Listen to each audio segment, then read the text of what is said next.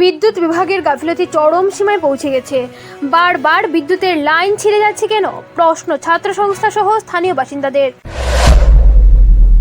বিদ্যুৎ বিভাগের গাফিলতি চরম সীমায় পৌঁছে গেছে। বারবার বিদ্যুতের লাইন ছিঁড়ে যাচ্ছে কেন, প্রশ্ন ছাত্র সংস্থা সহ স্থানীয় বাসিন্দাদের। এক মাসের মধ্যে দুবার বিদ্যুতের তার ছিঁড়ে পড়ল মাটিতে। এবার বড় ধরনের দুর্ঘটনা থেকে প্রাণে বাঁচলেন এলাকার জনগণ। ঘটনাটি ঘটেছে দক্ষিণ হাইলাকান্দির ঝালনাছড়া রিয়াং বস্তিতে। এই মাসের 9 তারিখ ঠিক একইভাবে বিদ্যুতের তার ছিঁড়ে একটি শিশু ও একটি ছাগলের মৃত্যু হয়েছে। তারপরও বিভাগীয় কর্তৃপক্ষের টনক নড়েনি।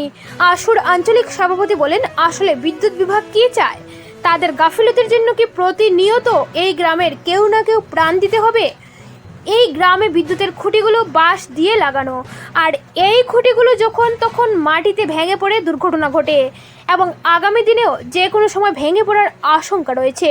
বিদ্যুৎ বিভাগ কি পাকা বা লোহা দিয়ে স্থায়ী খুঁটি লাগাতে পারে না? আজ আশুর কর্মকর্তা সহ স্থানীয় মানুষ একত্রিত হয়ে সংবাদ মাধ্যমকে জানান যে আগামী 3 দিনের ভিতরে যদি এপিডিসিএল এর ঊর্ধ্বতন কর্তৃপক্ষ সরজমিনে এসে ঘটনাটি তদন্ত করে এই সমস্যার স্থায়ী সমাধান না করেন, তাহলে তারা ধলেশ্বর ভৈরবী জাতীয় সড়ক অবরোধ করে বৃহত্তর আন্দোলন গড়ে তুলবেন বলে সাফ জানিয়ে দেন। এদিন এখানে উপস্থিত ছিলেন ঝালনাছড়া ছাত্র সংস্থার আঞ্চলিক সভাপতি ফারুক আহমেদ বড়ভুইয়া, সাধারণ সম্পাদক জাকির হোসেন মজুমদার, ক্রীড়া সম্পাদক কুতুবুদ্দিন চৌধুরী, উপদেষ্টা আব্দুল কাইয়ুম চৌধুরী সহ ভুক্তভোগী স্থানীয় জনগণ। আসাম প্রাইম নিউজ 24/7 এ হিফজুর রহমান বড়ভুইয়ার রিপোর্ট। বর্তমানে আমরা উপস্থিত হয়েছি ঝালনাছড়া রিয়াং বস্তি।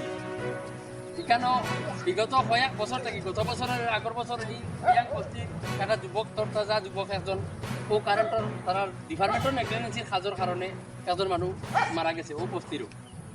তখন আমরা এসডিও স্যারকে আমরা আন্দোলন করছি, ঝালনাছড়া আঞ্চলিক ছাত্র সংস্থা করিয়া এখানে ডিপার্টমেন্টের এসডিও ইঞ্জিনিয়ার সব আইসে আইয়ালে তারা প্রতিশ্রুতি দিয়েছিল আমরা যে কম সময়ের ভিতরে আমরা কাজটা মেরামত করিয়ে দিব।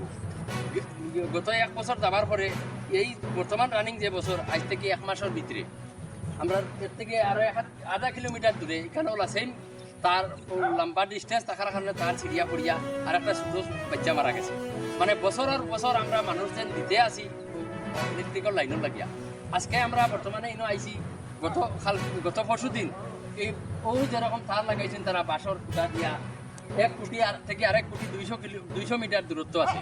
এই 200 মিটার দূরত্ব থাকার কারণে ইনো তার ছিড়িয়া পড়িয়া গত পরশু দিন সেম ওরা ছোটো ছোটো বাচ্চা আছে, এটা বাচ্চাদের তো বুঝতো না কারেন্ট কিতা জিনিস, তারা দৌড়তো আর করতো ওলা।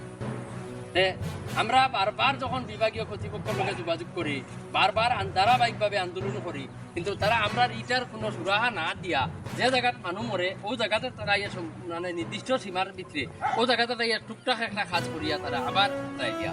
তার মানে ডিপার্টমেন্টে কিটা জিনিস চায় যে বছর বছর ঝালনাছড়া থেকে খালি মানুষ কারেন্টে নিত ওখান চাইনি। বর্তমানে দৃষ্টিটা তোরা আপনি আপনার ক্যামেরা অপর দিকে ঘুরাইয়া দেখাইবা যে একটা থেকে আর একটা দূরত্ব আছে 150 মিটার, এখানে বাঁশের খুঁটি দেওয়া, বাঁশের খুঁটি কয়দিন খোলা, তার মানে খুব বেশি বেশ 1 মাস 2 মাস। তারপরে খুঁটিটা কোনো রকম বাঁশের খুঁটি গরুয়ে খায় ধাক্কা মারলেও ভাঙ্গিয়া পড়বো, পড়ার বাদে তার যখন মাটি ছড়বো তখন এক গাও মারা যাইব একলোকে।